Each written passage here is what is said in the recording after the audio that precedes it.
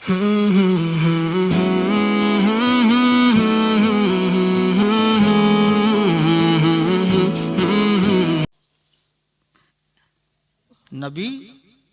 आ गए,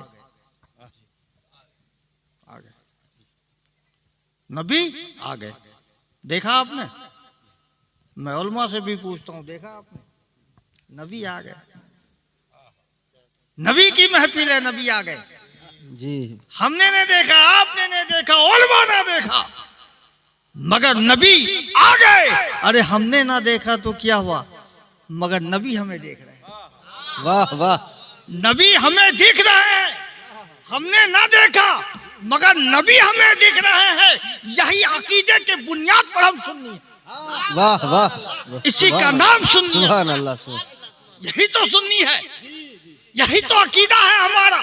हम देखे या ना देखे मगर नबी हमें देख रहे हैं जी, बेशक। नबी हमें नवाज रहे हैं। वाह। और यहाँ इस वक्त हम क्या है, हम तालिब हैं नबी के, नबी के हम तालिब हैं। मगर वक्त वो भी आएगा कि मतलूब हम होंगे और तालिब नबी होंगे। वाह वाह।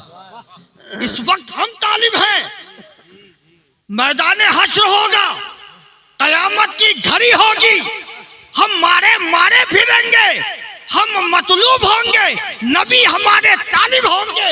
मेरा अकीदा रखने वाला, मुझसे मोहब्बत रखने वाला आ जाओ, जिसकी मैं शफाअत कर दूं। और नारे तकबीर, नारे तकबीर, नारे रिसालत, नारे रिसालत। अब देखो, नमाज पढ़ना जरूरी है ना? क्या है? फर्ज है, नमाज फर्ज है। नमाज खूब पढ़े और मिलादुल नबी ही ना मनाए तो नमाज कारगर होगी। और सिर्फ मिलाद शरीफ ही मनाए और नमाज ना पढ़े तो नमाज कारगर होगी, मिलादुल नबी कारगर होगी। इसका मतलब यह है कि दोनों जरूरी है, नमाज भी जरूरी, मिलादुल नबी भी जरूरी। इसकी वजह यह है कि मिलादुल नबी हमें सरकारे मुस्तफा से मिलाती है और नमाज हमें अल्लाह से मिलाती है। इसलिए मिलादुल नबी भी जरूरी और नमाज भी जरूरी है। इस जलसे में आना बड़ी पुरानी जगह है और हम समझते हैं कि इस इलाके में शुरुआत हमारे जलसे का बालूफाड़ा से ही हुआ था, है ना? बालूफाड़ा से ही हुआ था और बहुत कुछ हुआ था। और जो कह दिया था जलसा में वो सामने भी आया था आपके, है ना? बहुत पुरानी जगह है और ये हुजूर मुहद्दिस आज़म हिंद रज़ियल्लाहु ताला अन्हु का कायम करदा मदरसा है ना। हुजूर मुहद्दिस आज़म हिंद की शख्सियत को समझना इतना आसान नहीं है। अब बताता हूं कि उनकी शख्सियत, उनकी जात क्या है। कि उनके चंद मुरीदों से मेरी मुलाकात हुई, चंद मुरीदों से, काफी ज़ईफ़ुल उम्र। तो एक मुरीद बड़े अकीदतमंद थे, कहा कि हुजूर मैं आपको कुछ कहना चाहता हूं। तो मैंने कहा कि कहिए। अब मैं बहुत इज्जत करता था चूंकि ज़ईफ़ुल उम्र थे और फिर हुजूर मुहद्दिस आज़म हिंद के मुरीद थे। कहा कि हुजूर मैं अकेले में कहूँगा। तो कुछ लोग थे मेरे साथ, मैंने कहा कि बाहर चले जाओ। बाहर चले गए। तो हम कहा अब आप बताइए क्या कहना चाहते हैं। कहा कि हुजूर मैंने ख्वाब देखा कि क़यामत बरपा और मैदाने हश्र में मैं मारा मारा फिर रहा हूँ। चंद फरिश्ते आए मुझे जहन्नम ले जा रहे हैं, जहन्नम की तरफ। दोनों हाथ पकड़े फरिश्ते जहन्नम की तरफ ले जा रहे हैं। उस वक्त हालत नींद में ही मैंने याद किया कि अल्लाह मैं दुनिया में तेरे महबूब से मुरीद हुआ था, आखिर हमारे पीर कहाँ हैं।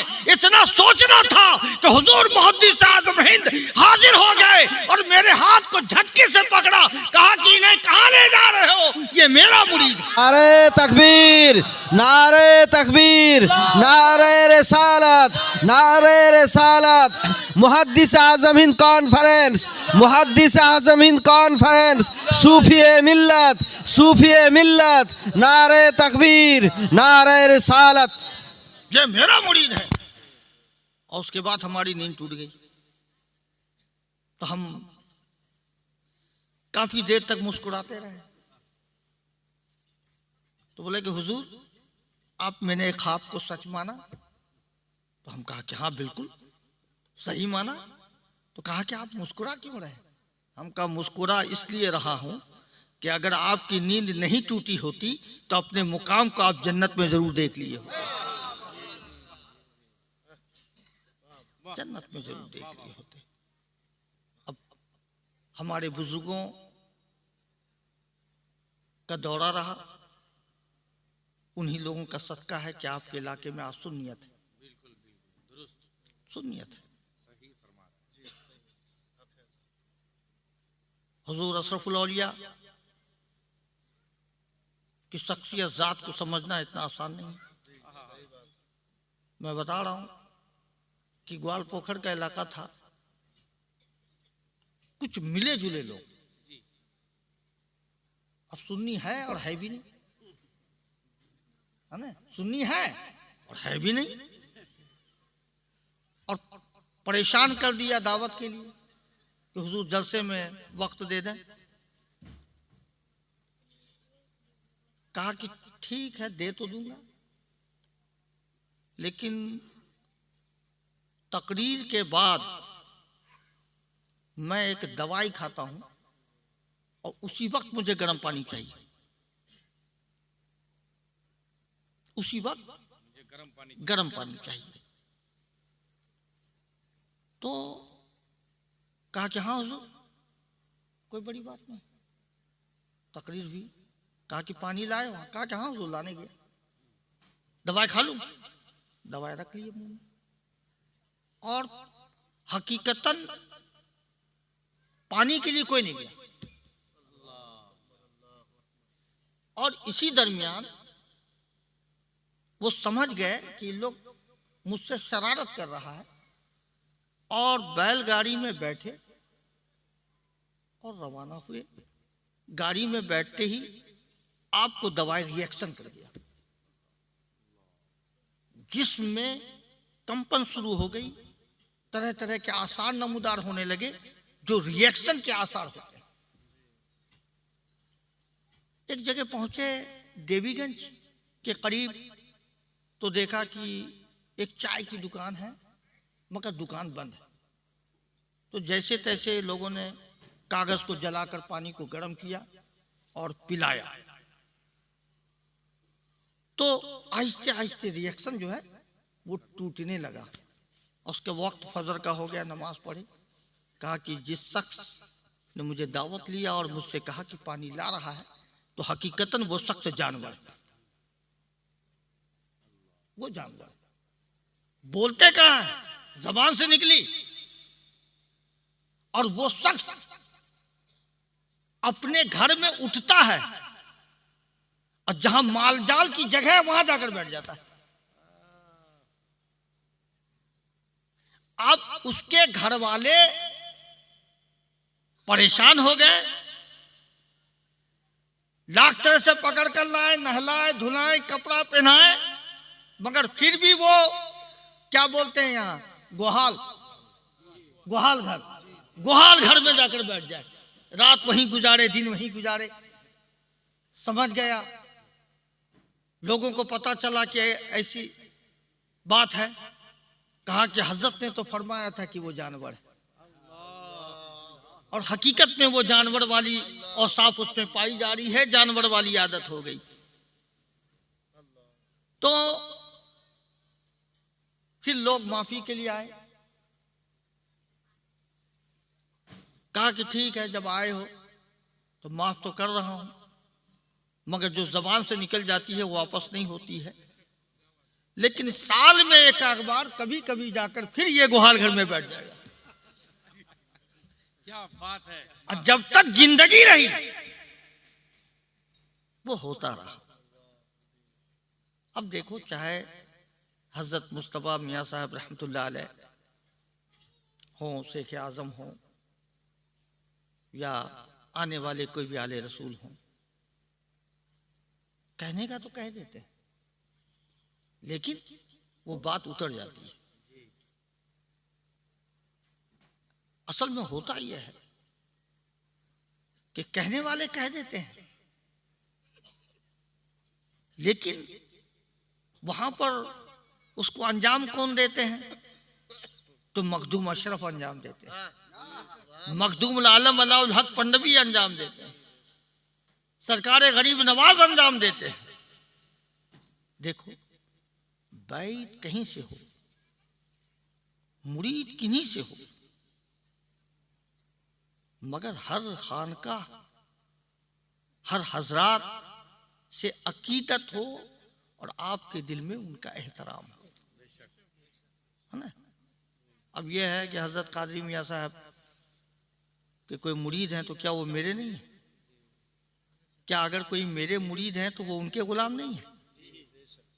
है ना, सिलसिला तो एक है। इसलिए आपस में इख्तलाफ ना हो। मौलाना याकूब साहब अशरफी, मौलाना फैयाज साहब अशरफी से मेरी बातें हो रही थी और उसी चीज़ को मौलाना याकूब साहब बता रहे थे, मुझे बड़ी खुशी हो रही थी। और मैं तमाम उलमा से भी कहूँगा कि आप जिस महफिल में रहें, ये पैगाम ज़रूर पहुँचाएं कि भोले भाला अवाम है हमारा, सीधा अवाम है हमारा। ये मैसेज पहुँचाएं कि सोशल मीडिया में जो तकरीर हो रही है ना बाबू, जैसा खामोश, सोशल मीडिया में जो तकरीर हो रही, जिसको आप शौक से सुनते हैं ना, जब आप इंतकाल करोगे तो वो जनाजा पढ़ाने नहीं आवेंगे सोशल मीडिया वाले, या तो मौलाना याकूब पढ़ाएंगे, या मौलाना अब्दुल रशीद पढ़ाएंगे, या मौलाना जाकिर ही पढ़ाएंगे, है ना। इसलिए इन लोगों की सुनो तो ईमान बचा रहेगा। सोशल मीडिया में जो उलमा आ रहे हैं वो आपके पहचान के नहीं हैं। जिनको आप पहचानते हैं, है ना, आप उनकी तकरीर सुने। अपने सिलसिला वाले कोई हजरत है, हजरत शेखुल इस्लाम साहब हैं, हजरत ताजुल औलिया साहब हैं, या हजरत नूरानी मियाँ हैं, अपने हजरत हैं तो आप सुने। मगर अगर किसी का पहचान नहीं, सिर्फ नाम लिखा है, तो उसकी तकरीर से परहेज करें, वरना आपका ईमान खराब हो जाएगा। ईमान की हिफाजत बहुत ज़रूरी है। और मैं अपने उलमा कराम से भी कहता हूँ कि आप जिस जलसे में रहें, तकरीर का अनुमान कुछ हो, मगर एक नुक्ता ये आप ज़रूर रखते हैं, है ना। अब कुछ लोग हमारे सुन्नी उलमा में भी दिमागी तवाज़ुन बदल चुका है, मिस्ल के पागल हो चुके हैं। क्या तो मज़ार में चादर मत चढ़ाओ, चादर ज्यादा मत चढ़ाओ, मिन्नत मांगते हैं हम, अदा करते हैं हम, और जिम्मेदारी वो ले रहे हैं। अरे जब चादर चढ़ाना ही हम छोड़ देंगे तो हम में और देवबंदी में फर्क क्या होगा? यही तो फर्क है। कुछ लोग अब ऐसा इस कदर पगला गए हैं मौलाना अब्दुल रशीद साहब, क्या तो मुरीद होना फर्ज नहीं है, मुरीद होना सुन्नत नहीं है ना। ये सुनते होंगे आप लोग, मिलाद करना फर्ज है क्या? फर्ज नहीं है, मगर मिलाद तो ऐसी मिलाद है जो फर्जियत की कबूलियत का रास्ता,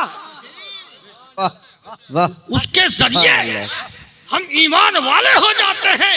उस मिलादुल नबी के जरिए सरकार की खुशनौदी हासिल होती है, अल्लाह हमसे राजी हो जाता है। सुभान अल्लाह, सुभान अल्लाह। अब बताइए, क्या मुरीद होना कुछ नहीं है? सरकार मखदूम अशरफ सिमनान से चले और 2 साल में पंडुआ पहुंचे, सिर्फ मुरीद होने के लिए। ख्वाजा गरीब नवाज मुरीद क्यों हुए? सरकार गौसे आजम पीरों के पीर मुरीद क्यों हुए? और आज का मौलवी कहता है कि मुरीद होना जरूरी नहीं है ना। तो उनसे ये सवाल करना, जब ये तकरीर करें वो, तो खड़े हो जाना, कहना कि हजरत मुरीद होना तो जरूरी नहीं है, मगर आप ये बता के जाइए कि ख्वाजा गरीब नवाज मुरीद क्यों हुए थे, गौसे आजम मुरीद क्यों हुए थे, रिजवाने बैत क्या है जो अहद किया था असहाबे कराम ने अल्लाह के रसूल के दस्त पाक पर, वही तो मुरीदी है। अहद करना ही तो मुरीदी है, इकरार करना ही तो मुरीद है। तो इसलिए हर की तकरीर ना सुने, अपने उलमा की तकरीर सुने। आपके इलाके में तो हम समझते हैं कि एक आध दिन अगर गैप चला जाए तो चला जाए, जलसा होता ही रहता है, जलसा नहीं तो मिलादुल नबी है ना, किसी दिन भी खाली नहीं है। ये भी मेरे बुजुर्गों का फैज़ है ना। तो आप अपने उलमा की सुने, और अगर सोशल मीडिया में यूट्यूब में अगर देखना है तो अपने सिलसिला के बुजुर्गों की तकरीर सुने। बाकी जिसको आप नहीं जानते हैं उसकी तकरीर ना सुने। और आपके इलाके में एक हवा बना हुआ है, आप अपने आलिम को नहीं पहचानते कि मौलाना याकूब साहब के अंदर क्या काबिलियत है, मौलाना जाकिर या मौलाना अब्दुल रशीद साहब और उलमा है उनके अंदर क्या काबिलियत है ना। और गाना बजाने वाला अगर टोन हो और सुन लिया कि बांग्लादेशी है तो दीवाने हो गए आप। ईमान रहे या ना रहे, जी जी, अकीदा रहे या ना रहे, मगर आप उसके दीवाने हो जाते हैं। होशियार रहो, ईमान लूट जाएगा, ईमान लूट जाएगा, तबाह हो जाओगे। सबसे बड़ी दौलत है ईमान। कल होकर के कहीं जलसा होगा, मालूम है कि बांग्लादेशी आ रहा है ना, आप टूट पड़ोगे। जो रसूल का गुस्ताख है, जो मेरे आका से अकीदा नहीं रखता है, आप उसके जलसा में चले जाते हो, है ना, चले जाते हो। भेष बदल के लोग आते हैं, बहरूप है, गिरगिट की चाल चलते हैं। यही कल मदनपुर में हो सकता है ना, कहीं भी हो सकता है वो जलसा। सिर्फ बांग्लादेशी नाम सुनकर मत चले जाओ। ये अपने उलमा से पूछो कि फला आ रहे हैं, उनका तहकीक अगर आपके पास है, अगर आप कहेंगे तो उस जलसे में जाएंगे, आप ना कहेंगे तो नहीं जाएंगे। कल आप इंतकाल करेंगे तो जनाजा ये पढ़ाएंगे आपकी, कल बेटे की शादी होगी तो निकाह ये पढ़ाएंगे, मिलाद शरीफ करेंगे तो ये करेंगे। कल मुसीबत में गिरेंगे मेरे पास या हजरत कादरी मियां साहब के पास जाने की जरूरत पड़ेगी तो इसी उलमा को पकड़ेंगे और तकरीर सुनने जाएंगे बांग्लादेशी की। इसलिए बेशक परहेज करो, इन चीजों से परहेज करो, इन चीजों से आप बचो। जानते हो दिमाग है, इंसान कोई बात सुनता है तो उस पर असर आ जाता है। अगर उलमा के नजदीक हो गए तो ईमान वाले हो जाओगे, शैतान के नजदीक हो गए तो शैतान का गलबा हो जाएगा, आप ईमान से फिर जाओगे, एक मुसीबत ज़्यादा जिंदगी हो जाएगी। इसलिए ईमान की हिफाजत चाहते हो तो अपने आप को बचाने की कोशिश करो, लोगों से, ऐसे लोगों से परहेज करो जो रसूल का गुस्ताख है। कुछ उलमा तो ऐसे भी गुजरे हैं, यही अहमदाबाद में है ना, तकरीर हो रही है, किसकी, वो एक इमदादुल आता है, इमदादुल नाम भी सुन लो, समझे, और तकरीर हो रही है वहां अहमदाबाद में। अब पैसे के लालच में कुछ आलिम उसके पीछे लगे, तो अब वो तकरीर खत्म करके दुआ करने वाला है। अब वही आलिम क्या कहता है, कयाम कीजिए, कयाम। तो क्या बोलता है, कयाम करते हो बे, कयाम करते हो बे। अब बताओ, यहीं पर समझ जाओ, चोर की चोरी, चोर की चोरी समझ लो। और वो इसलिए कयाम करवाना चाहता है कि अगर कयाम ना करेगा तो कल मुझ पर आंच आने लगेगी कि कौन उलमा के साथ बैठे थे जो सुन्नी नहीं है। इसलिए वो बहरूप है, समझ गए, कि अगर ईमान वाला है तो ईमान वाले हो गए, शैतान के महफिल में गए तो शैतान हो गए, इसलिए ऐसे बहरूपियों के खिताबत और तकरीर से बचो ताकि आपका ईमान सलामत रहे। ईमान की सलामती बहुत जरूरी है, बहुत जरूरी है। और पंडवा शरीफ का उर्स है 4, 5, 6 फरवरी, है ना? हाँ 3 से है ना? है तो शुरू एक ही से, बड़ी खान का हजरत मखदूम जलालुद्दीन तबरेजी गंजरमा गंज बख्श। और यहाँ 23, 24, 25 हुजूर मखदूम आलम अल्लाहुल हक पंडवी का उर्स। हाँ तो हुजूर अशरफुल औलिया का भी उर्स है ना? तो उसमें ज़रूर तशरीफ़ लाइए, रात ना रहिए, कम से कम दिन ही में हाजिर हो, ज़ियारत करके आइए, है ना? और उसके बाद जो है 23, 24 फरवरी हमारे हुजूर मखदूम शाह अज़मतुल्लाह रहमतुल्लाह अलैह का उर्स है, उसमें भी बाज़बैरिया, उसमें भी मैं दावत दे रहा हूँ 23, 24 फरवरी। चांद का नहीं, वो बंगला का हिसाब है, 10, 11 चांद पे जाइएगा तो 27 जिलहज है। और उसमें हम लोग उसमें भी उर्स वगैरह लंगर वगैरह करते हैं। तो 23, 24 तो दावत रहा, आप लोग आइए इंशाअल्लाह। उर्स में जब जाते हैं तो तकलीफ तो होती है, ज़रा भीड़ भाड़ है, हाँ तो इसको माइनस करके चलें, है कि नहीं? जहाँ कुछ मिलेगा तो वहाँ तो तकलीफ होगी थोड़ा, है ना? तो इसलिए उर्स हमारे सुन्नियों का रूहानी गज़ा है ना? मोबाइल में जब चार्ज खत्म हो जाता है तो बात होगी नहीं हो पाती है ना, चार्ज करना पड़ता है। तो हमारे सुन्नियों का अगर चार्ज होता है तो पंडवा में होता है, कचूचा मुकद्दसा में होता है, सरकार गरीब नवाज की बारगाह में होता है।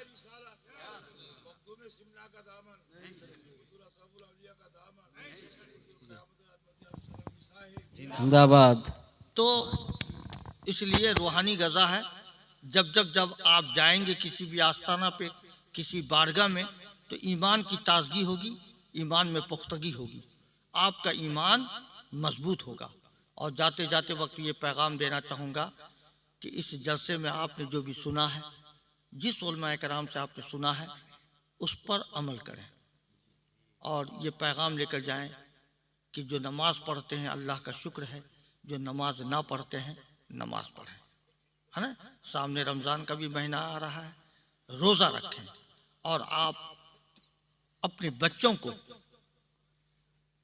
माध्यमिक, उच्च माध्यमिक, BA, MA कराइए, अच्छी बात है, अल्लाह करे पढ़े, कामयाब हो, सरकारी नौकरी भी मिले, हम भी दुआ करते हैं। मगर इन तालीम के अलावा बच्चों को या अपनी बच्चियों को कुरान की तालीम ज़रूर दिलवाइए, समझ गए?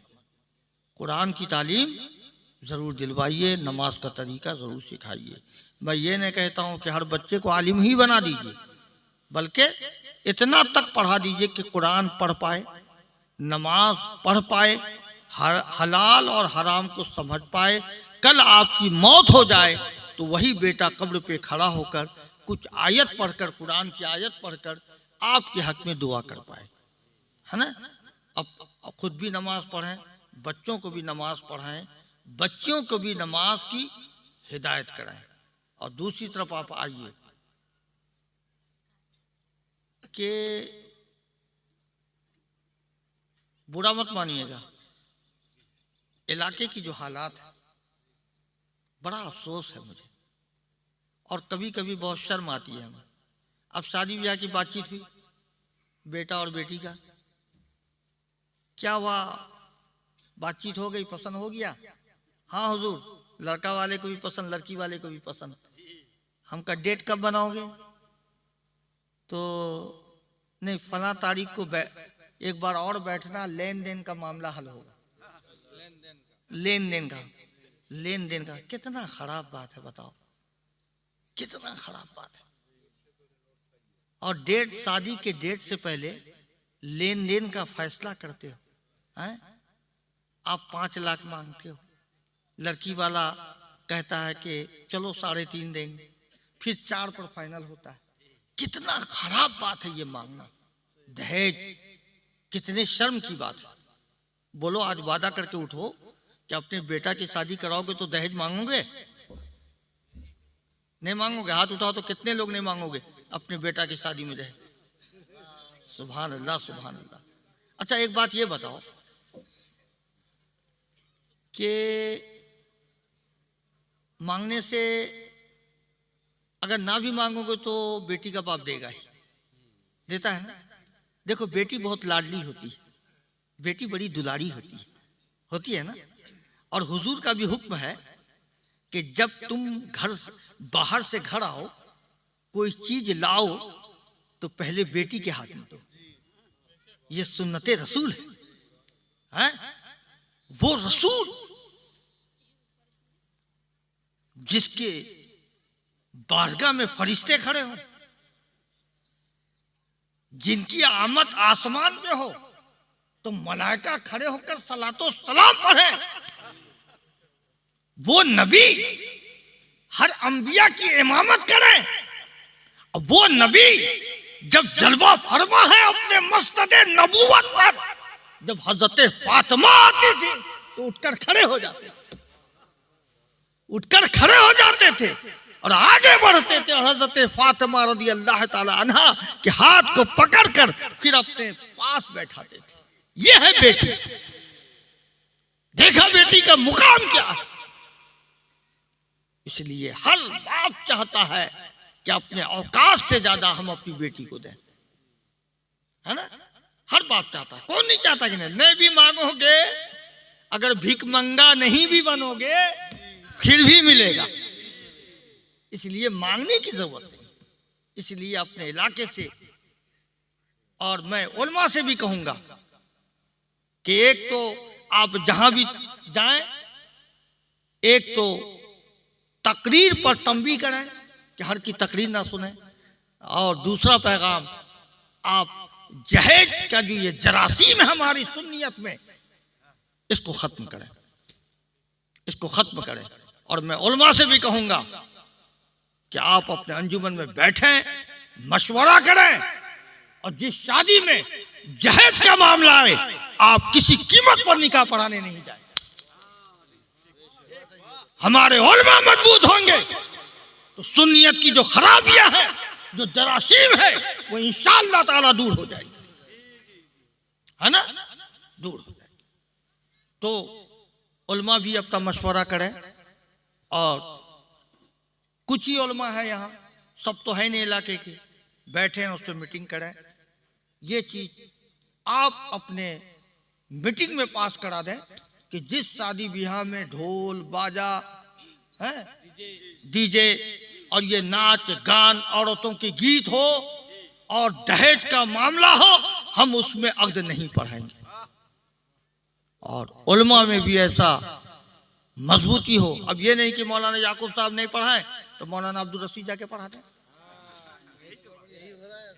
ये चीज नहीं हो, ये चीज नहीं हो।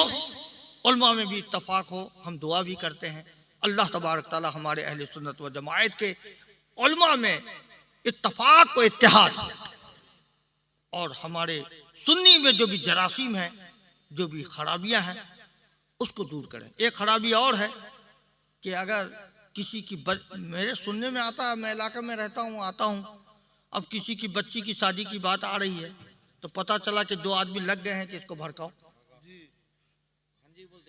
हाँ, भांजी मार रहे हैं, है ना, कि इसको होने मत दो। मेरा कहने का मतलब ये है कि जोड़ा लगाने वाला कौन है बताओ तो? अल्लाह। तुम कौन होते हो तोड़ने वाले? हाँ, तुम लाख भांजी मारोगे मगर अल्लाह उसके किस्मत में जो जोड़ा लिख दिया है वो शादी होके रहेगी, है ना। और इंसान, बच्ची जब आती है तो अपने तकदीर को लेके आती है, और लड़के आते हैं तो अपने तकदीर को लेकर आते हैं। इसलिए ये खराब आदत से बाज आ जाओ। जो भी हो, भांजी मारने वाले जो भी हो, आज की महफिल में तौबा कर लो कि अल्लाह तबारक ताला की बारगाह में हम तौबा करते हैं, ऐसे गुनाहों से हम बचेंगे। अरे तोड़ने की कोशिश मत करो, जोड़ने की कोशिश करो, है ना, जोड़ने की कोशिश करो। किसी की बच्ची अगर शादी के काबिल है, अगर कहीं से शादी की बातचीत नहीं आ रही है, ये सब सुन्नियत में जितने हैं जो गांव समाज के हैं, ये सबकी जिम्मेदारी है कि लगो कि उसकी बच्ची की शादी अच्छे जगह हो जाए। अगर कमजोर है तो उसको मदद कर दो, है ना, उसको मदद कर दो। और जो मजबूत हैं, अब बेटा मास्टर हो गया है तो समझ में आ गई कि 15 लाख वसूल होगा। मास्टर हो गया कि प्राइम मिनिस्टर हो गया, हाँ, यही तो है।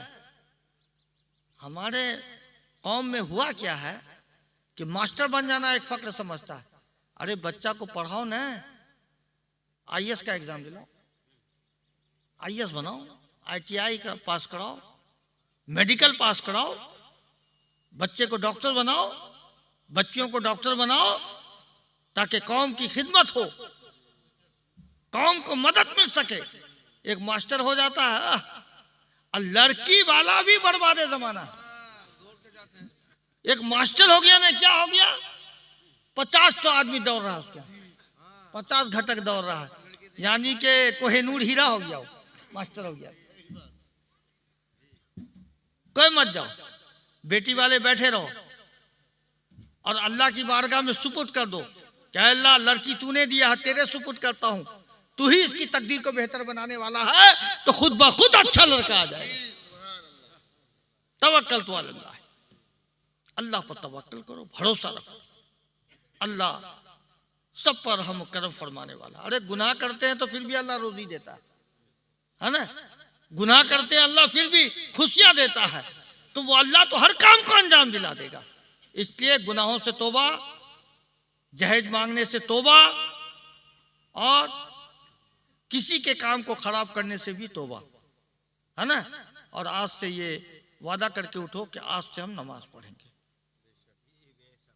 और रमज़ान का महीना दुआ करें कि हमें और आपको नसीब हो कि रमज़ान मुबारक के मुक़द्दस महीने में हम रोज़ा रखेंगे, है ना। पंडवा शरीफ के उर्स हाज़िर देंगे, बांसबेड़िया के उर्स में ज़रूर हाज़िर देंगे, और इंशाअल्लाह वही मुलाकात भी होगी अपने सुन्नियत का सबूत देते हुए।